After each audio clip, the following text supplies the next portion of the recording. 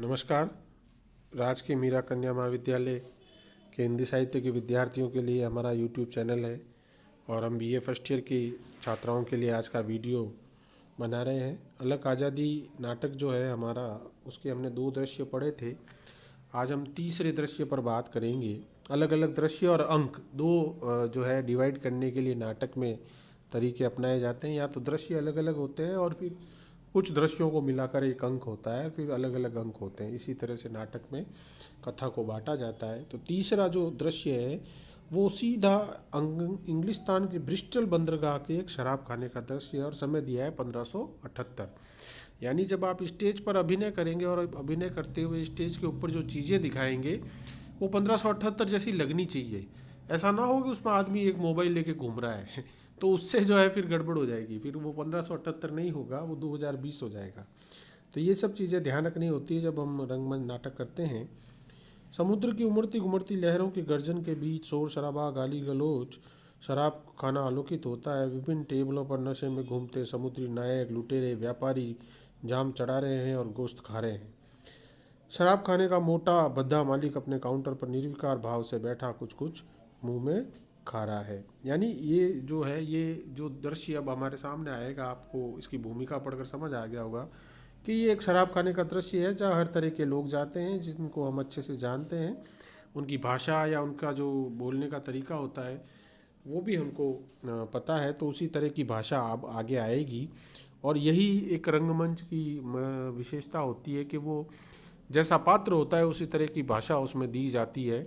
पढ़े लिखे की, समझदार की अलग भाषा होगी, जाहिल लोगों की अलग होगी और जो कलह करते हैं उनकी अलग होती है।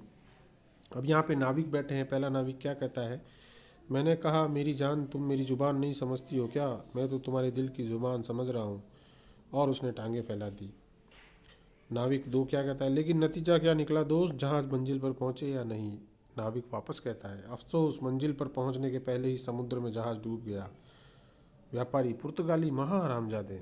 अब ये सब भाषा का लेवल जो है इनका वही है, चूँकि शराब पीने वाले और जो वहाँ बैठे हैं वो व्यापारी और जो नाविक उस ज़माने के जैसे थे। दूसरा व्यापारी क्या कहता है? चालबाज, खुद तो हिंदुस्तान से माल बटोर रहे हैं और हमें वहाँ के रास्ते की हवा तक नहीं लगने दे रहे। यानी ये दृश्य जो गढ़ा गया है वो कैसा गढ़ा गया है कि इंग्लैंड में बैठकर नाविक और व्यापारी इस बात पर चिंता कर रहे हैं कि पुर्तगालियों ने भारत जाने का रास्ता खोज लिया है और वो वहाँ से खूब पैसा ला ला के कमा रहे हैं और हमें अभी तक जो है नहीं पता चला है। यानी एक समय में वो लोग हमारे यहाँ आने के लिए लालायित थे, हमारा रास्ता खोजने के लिए उनको ज़रूरत थी। जिस तरह से आज हम भाग भाग कर कनाडा, ऑस्ट्रेलिया और इंग्लैंड और अमेरिका जाते हैं, आज एक औसत पढ़ा लिखा बहुत अच्छे घर का व्यक्ति, जो भी पढ़ा लिखा बच्चा होता है, उसकी तुरंत इच्छा भागने की अमेरिका और ऑस्ट्रेलिया होती है। और एक हमारा देश का ये गौरवशाली अतीत था कि पूरी दुनिया हमारे यहाँ आने के लिए जो है वो बड़ी इच्छुक और वो रहती थी। बस एक बार हिंदुस्तान के समुद्री रास्तों का पता लग जाए, फिर उन हरामजादों को हिंदुस्तान की ज़मीन पर पाँव भी नहीं रखने देंगे। अबे ओ मोटे, बढ़िया शराब भेज तो तेरी लखेल ने बनाई है। समुद्री लुटेरा क्या कहता है? कहाँ चली मेरी जान, कुछ हमें भी तो पिलाओ। जो हुक्म श्रीमान, ये वेट्रेस कहती है। नाविकों का झुंड, अब वो गीत गा रहे हैं, क्योंकि कई नाटक जो होते हैं वो गीत संगीत से भरे हुए होते हैं। उसमें नाटक में कुछ ऐसे दृश्य होते हैं जहाँ संगीत की भी महत्ता होती है। नाविकों का झुंड क्या कहता है? झूमते मचलते सागरों के बेताज बादशाह हैं हम, मेरी जान, हम दिलबरों से लो एक जाम और पियो तुम। ये सब रंगमंच के कुछ जो चीज़ें होती हैं, जैसे आपने हिंदी फिल्मों में भी देखा होगा, विदेशी फिल्मों में कोई गाने वाने की कोई पृष्ठभूमि नहीं होती, ना गाने होते हैं कोई। और हमारे यहाँ हर फिल्म में 5-6 गाने ज़बरदस्ती ठूसे हुए ही होते हैं, उनका कोई प्रयोजन तो वहाँ होता नहीं है। और बिल्कुल अतार्किक टाइप ही वो गाने होते हैं, एक ही गाने में 50 ड्रेस आदमी बदल लेता है और पेड़ों के इर्द गिर्द चक्कर काटता है। अगर वैसे आप रोज़मर्रा की जीवन में बगीचे और पेड़ों की आवाज़ चारों ओर चक्कर काटोगे तो आपको लोग पागल कहेंगे। लेकिन जो भी है वो एक तरह की टेक्निक जो है, 2.5 घंटे की फिल्म हमारे यहाँ बनानी है, वरना लोग पैसा नहीं देंगे। आगे वो क्या कहता है? उस जहाज़ पर सचमुच हिंदुस्तान का माल निकला, बढ़िया रेशम, ढाका की मलमल, हीरे जवाहरातों से जड़े सोने चांदी के बर्तन, गहने, खुशबूदार मसाले, हमने सब लूट लिया। हाँ हाँ, सब लूट लिया। विलियम क्या कहता है? अब यहाँ 2 पात्र आ गए हैं, विलियम और फ्रांसिस, वो बात कर रहे हैं। सॉरी, मैं एक पेज इधर छूट गया मेरा। तो वो गाना गा रहे थे दोनों, जो नाविकों का झुंड था। वो व्यापारी कहता है शराब दो मुझे, कोई शराब दो, ये शराब खाना है या बड़भुंजा खाना। फ्रांसिस, अब फ्रांसिस आता है जिसका मैंने अभी संवाद आगे बोल दिया था। फ्रांसिस कहता है पिलाओ मोटे शराब पिलाओ, बिल्ली को शराब पिलाओ, सबको पिलाओ, मेरी तरफ से ये लो, शानदार पुरानी शराब पिलाओ, जश्न मनाओ।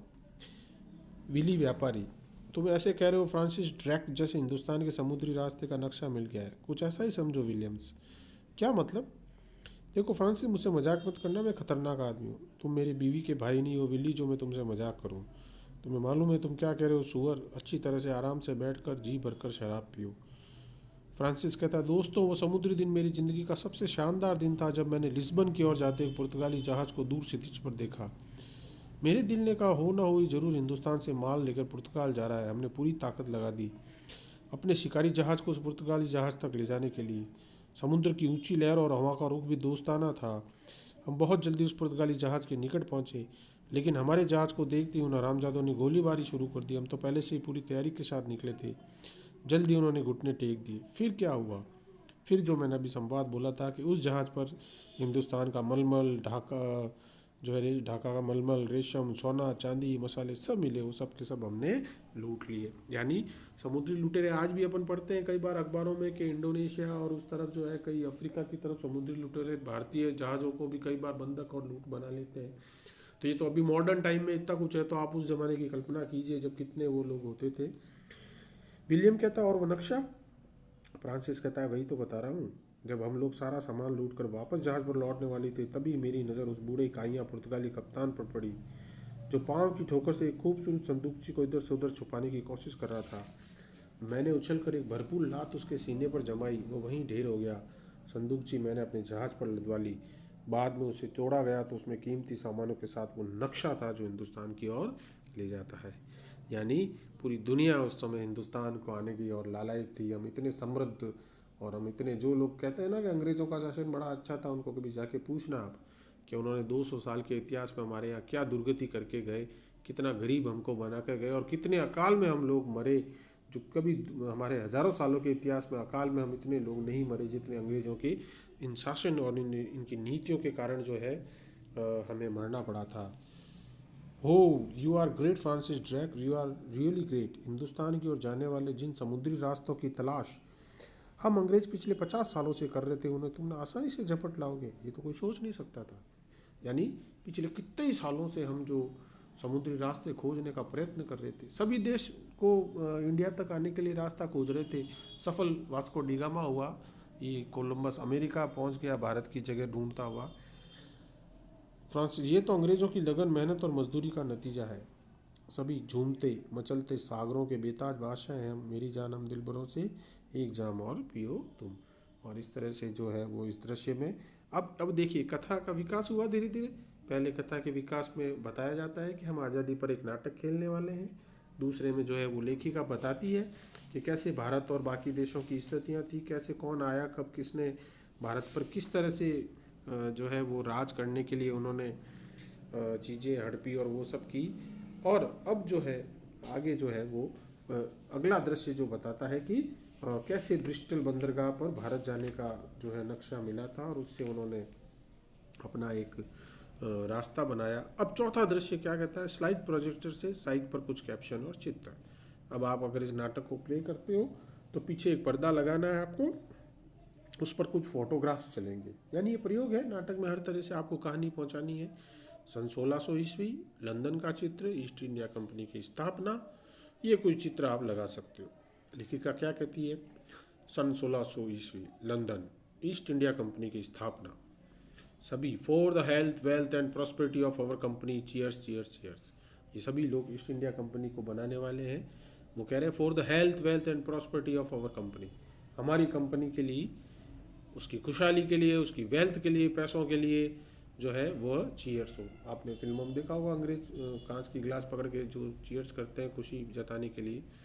डायरेक्टर वन, कंपनी में डायरेक्टर्स होते हैं, आज भी बड़ी बड़ी कंपनियों में आपने देखा होगा। डायरेक्टर एक क्या कहता है, थैंक्स गॉड महारानी जिलापत ने हमारी सभी प्रस्तावों को मानकर इंडिया में बिजनेस करने के लिए ईस्ट इंडिया कंपनी बनाने का परमिशन दे दिया। दूसरा डायरेक्टर, परमिशन तो मिलना ही था, आखिर हम मुनाफा भी तो कमा कर देंगे। यानी परमिशन जो मिला है तो वो मुनाफा कमाने के, भाई हम मुनाफा कमा के देंगे और रिस्क भी उठाएंगे।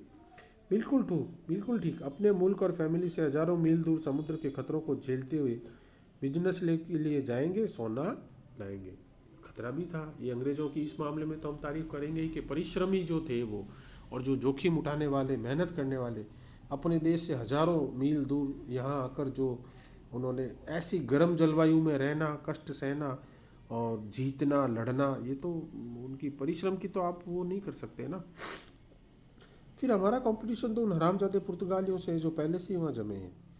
मैंने तो महारानी से साफ साफ कह दिया था, कंपनी हमें अपने जैसे एडवेंचरस लोगों की ज़रूरत है जो लूट मार, धोखाधड़ी, बेईमानी और ज़रूरत पड़ने पर कत्लेआम भी कर सके। यानी ईस्ट इंडिया कंपनी में उस समय किन लोगों को भर्ती करना था? जो लूट मार कर सके, जो मार काट कर सके, जो हत्याएं कर सके, वही तो लोग चलेंगे फिर। Yes, you are right. शरीफ लोगों का हम क्या अचार डालेंगे? शराफत, नैतिकता, मानवता, भाईचारा, these are all bogus words, we should be practical. यानी ये जो शराफत वाली जो तुम बातें कर रहे हो, ये सब क्या है? ये सब बकवास, बोगस वर्ड है। हमें प्रैक्टिकल होना चाहिए। अब देखो, एक क्वेश्चन आता है इस पर। एक बार हमारी, जब मैं दूसरी कॉलेज में कहीं पढ़ा रहा था, तो बच्चे ने बड़ा मासूम सा सवाल किया। बच्चे ने कहा, सर ये हिंदी कैसे बोलते हैं? कोई विदेशी पात्रों का वहाँ नाटक था। तो मैंने बोला, बेटा नहीं, वो हिंदी नहीं बोलते हैं, वो बोलते अपनी भाषा ही है, लेकिन चूंकि नाटक हिंदी भाषा में लिखा गया है तो उसको, भाषा को हमें हिंदी में रखना होगा। आपने जो कई फिल्मों में भी देखा होगा, अंग्रेज ऐसा पात्र लाते जो हिंदी जानता है, और क्या कहता है डायरेक्टर, नहीं नहीं साहब इसलिए हिंदी जानते हैं। वो जानता वानता नहीं, वो फिल्म हिंदी की है इसलिए हमको ऐसा पात्र ही चाहिएगा। हिंदुस्तानी दिखा देते हैं अक्सर अमेरिका में और कहीं पे भी पुलिस वाला, तो जो हिंदी बोल पाए कम्युनिकेशन के कारण। तो इस नाटक में अगर अंग्रेजों के द्वारा अंग्रेजी बोलना दिखाएंगे तो फिर जो है वो कैसे जो है बैठेगा, फिर जो है वो मामला नहीं बैठ पाएगा। इसीलिए अंग्रेज़ों के संवाद जो है वो हिंदी में है, और कोई वजह नहीं है, ये आप ध्यान रखिएगा। कंपनी के हिस्सेदारों को भी शक हो गया, हमने एक भी शरीफ या ईमानदार आदमी रखा तो वे अपने शेयर वापस ले लेंगे। डायरेक्टर चाहे, थैंक्स गॉड अब सब कुछ ठीक हो गया, डोंट वरी हम बहुत जल्दी हिंदुस्तान पर छा जाएंगे। फिर से गीत है, यानी बड़ा संगीतमय जो है वो ये नाटक है। हिंदुस्तान हमारा होगा वह दिन दूर नहीं, दौलत का बंटवारा होगा वह दिन दूर नहीं। टांग पसार हम सोएंगे फिर सोने की सेज पर, सोना चांदी हीरा मोती होगा अपनी जेब में। बच्चा बच्चा दास बनेगा, दासी नारी होगी, लूट मार कर खेल करेंगे, मौज हमारी होगी। भोगेंगे हम उसकी दौलत, वह दिन दूर नहीं, दौलत का बंटवारा होगा, हिंदुस्तान हमारा होगा। और ये दृश्य यहीं पर ख़त्म होता है। यानी हिंदुस्तान बहुत जल्दी हमारा होगा, क्योंकि हम अब हिंदुस्तान को फतेह करने जा रहे हैं। तो आगे क्या होगा नाटक में, इसको हम अगली कक्षा में पढ़ेंगे। तब तक के लिए धन्यवाद।